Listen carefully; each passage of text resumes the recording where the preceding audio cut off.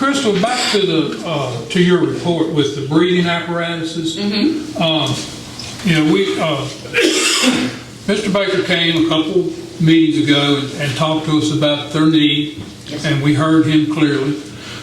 You say there's $175,000 now. Yes. That gets us till the 1st of July. Yes. So we'll go ahead Then and we will issue- appropriate the rest of the money in Yes. the next cycle, so they'll have everything they need.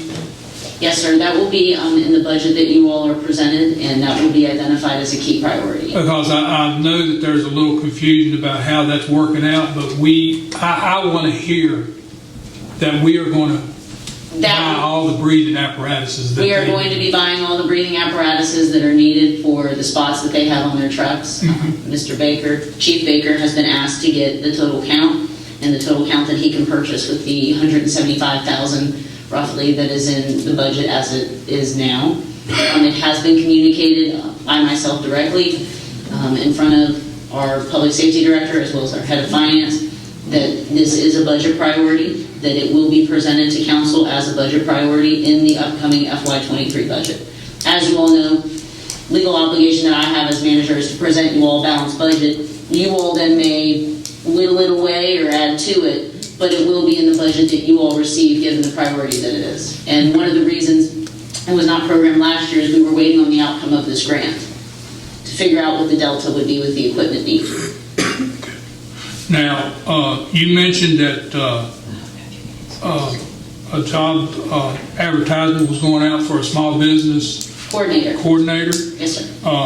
And that's to help existing small businesses as well as potentially new small businesses. And that money comes from the American Recovery Rescue Plan Relief Plan Act. Yes, those are federal. So we're not creating a new position in the city. We're creating a position that will be funded through ARPA. Correct. And we have enough ARPA money that we can do that for 4 years. Correct. Then that position may disappear, or it may become that person would get grants to help offset their salary. Yes, so to explain it better, economic recovery and revitalization and small business support is something that the federal relief dollars allow you to spend the money on. One of the things that we've seen is small businesses have been disproportionately or overly impacted throughout the pandemic. And between that and the downtown revitalization and recovery plan that we've done, identifying target businesses that we needed, ways to support existing businesses, having a small business coordinator was one of those recommendations that they even identified. We started that process before COVID, and then it became even more apparent throughout COVID of that need, right? Working to connect small businesses with, resources that are available at the state and federal level, assisting businesses with applying for those funds, providing, just technical assistance, checking in with businesses. How can the city serve businesses better? It's part of our, effort to be business friendly, and also to assist our Main Street organization, attend, and be part of the Chamber of Commerce and Tourism at times as needed, and with our EDC to try to really weave it into our overall economic development effort, but focused on small business, specifically in the city, and also working on implementing some of the items that we have in our downtown plan, as that's our main corridor of a lot of our small businesses. And we do have small businesses in our central business district as well that will be a focus area. But this will be for small business support. And they will be responsible for, I know we've started our internal talks of how much out of our funds that we receive from the federal government are we going to work to set aside to make available for business recovery or business incentive grants.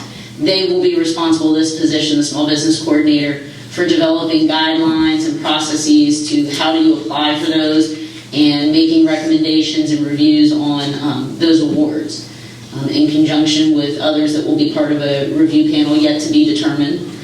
Main thing is we want to get the job posted and get an applicant in the position.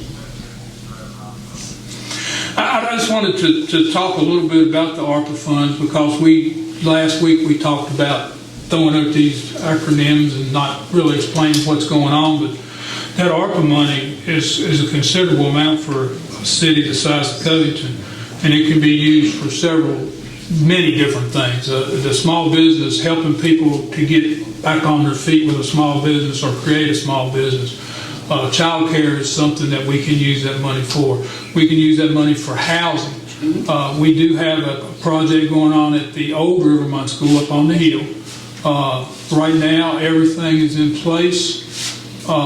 They have to receive some money from the state yet, but it's not a lot. It's some vouchers to create 5 low-income, or not even, they're not going to be low-income housing. Senior, fixed income senior units, reserved specifically for seniors at that development, so the Rivermont redevelopment.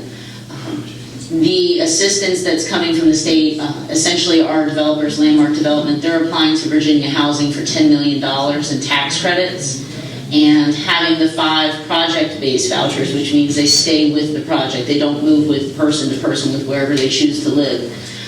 Helps make the grant application much more competitive, and it also fills a need that we have here with safe and affordable senior housing that's one-floor living in a secure building, where you've got a key card or you've got your code to get in the building, where folks can then have easy access living as well with just everything all on one floor. Do all those units, are all those units senior housing or just a portion? There will be 5 units that will be specifically designated senior housing. And there'll be 1, 2, and 3 bedroom apartments? Yes, it'll be multi-family units as well.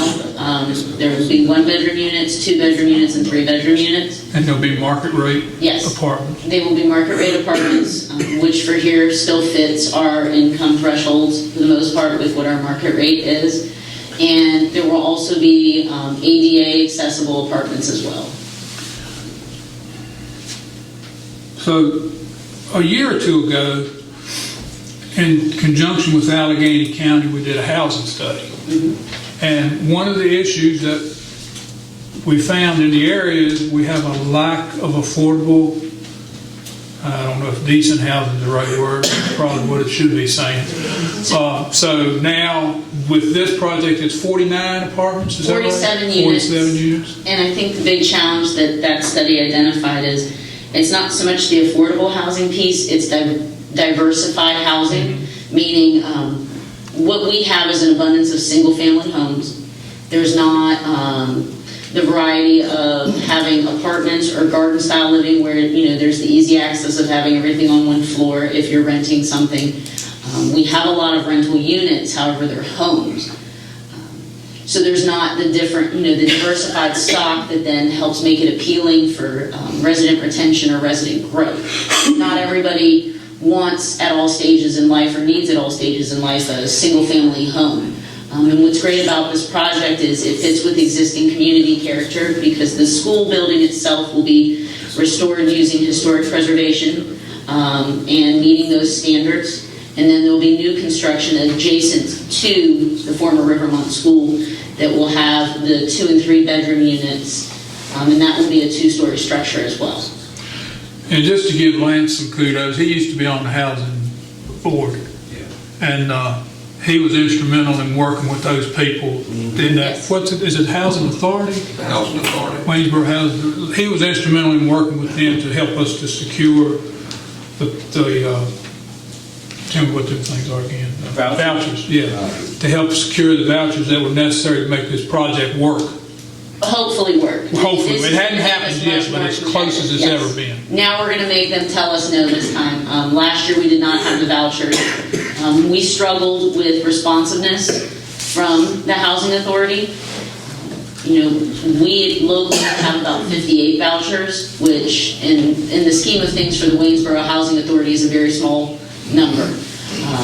So I will say that between Mr. Carson and Detective Baker, who's actually also on the Housing Authority, reaching out to the executive director, we finally got some movement and got the board to meet, and there were some members on that board that hadn't even met since they've been appointed as a full board. So very pleased to see that at least the wheels have been set in motion. I do believe that it's on the 18th. The Housing Authority is meeting again to then review and discuss award of the RFP for the vouchers. So we're hopeful and optimistic that Rivermont will be awarded those vouchers.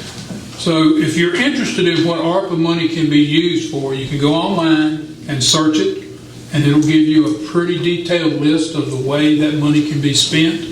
I mentioned child care. One of the problems in our area with finding a workforce is it's hard to find child care. So if you don't have somebody to help keep your kids, you have trouble finding somebody to keep them, and it turns out to cost you more to have a babysitter than you make it work. So with some of that money going to child care, that will help to increase the ability to have a workforce. Correct. So that there's all kinds of things that ARPA funds go for. We received money at the middle waves of COVID that was strictly to help with COVID expenses like hand sanitizers and masks and things that you have to do to meet the federal guidelines. That was the first round of money. That money has been used, and now we're in the second round of money, which is the recovery money. So the federal government is helping us with some money that we've never had access to before, and that's real important in addressing some of the things that Ms. Kidd was talking about tonight. How do we help build businesses? How do we get more businesses here? How do we get industry? Yes, ma'am. I'm sitting here reminiscing. I don't really know who all was on council. This has been years ago. But I do feel like that they're hard on the small business, because my son had one on Maple Avenue. He sold gold and silver. He painted it black and yellow. And the council got really upset about it. Because I don't know who all was there, y'all. I don't know if any of y'all work, so I don't know who I'm talking to. The motel across the street's falling down, windows boarded up, but they were worried about the color of the building. Yeah. And that was... I remember that. You remember. Okay. They wanted to paint. He said, no, I paid $700 to paint. I'm not going to paint it. See, that was so petty. Right. I mean, it was so petty. Now you look at that old Allegheny Motors, I think it's what? Dressler Motors, it's blue and green. Yeah, it's awful. That's ugly. I think it looks nice. But most people that have gold and silver, they like the yellow, they like the black, they want an eye catcher. Yeah. Not only that, another thing, 5 years ago, we had a house on Fudge Street, and we couldn't afford to fix it up. We were doing a little at a time, but we couldn't do a large amount. And the building inspector said, your husband comes every couple of weeks and reports to us, and he did. Every couple of weeks, he'd say, like, we painted a door, we fixed the window, done this. And they finally told us that if we didn't do something with it right away, they would have to demolish it, and we could pay up to $70,000 to have it hauled off. We paid $60,000 for that house and sold it for $6,000. Because we was afraid the city was going to make it off. I remember all that. Dave, we still love you, though. I don't like my colors. Council, any of y'all have anything else? I always said it because I could. We belong to you. We belong to you. Want a car loan with a little get up and go? Our credit union offers quick loan approvals and great rates. Our loans get you on the road fast because we belong to you. Jackson River Community Credit Union. We belong to you. Online at jacksonrivcomcu.org. We're federally insured by NCUA. We're an equal housing lender.